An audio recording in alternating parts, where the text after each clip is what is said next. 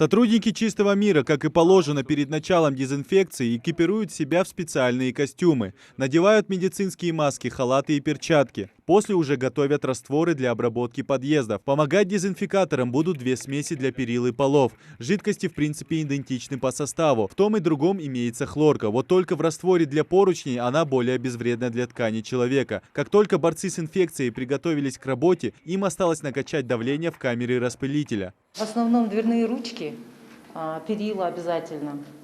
Ну, там, где больше всего дотрагиваются дети, ребенок, там жители здесь, которые живут.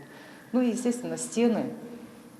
А так хлоркой обрабатываем полы в основном, чтобы чисто было, дезинфекция хорошая была. Вот.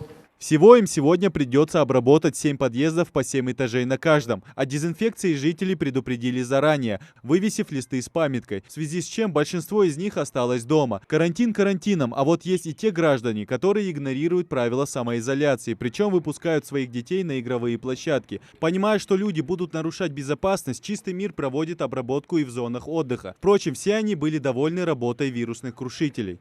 Ну, это правильно, дезинфекция в любом случае нас предотвращает от этого заболевания, вирусной инфекции, коронавирус. И учитывая того, что он набирает обороты в нашем мире, это самая правильная позиция. Конечно, было бы правильно, если все люди относились к этому серьезно и сидели бы дома и сохраняли, скажем так, режим самоизоляции.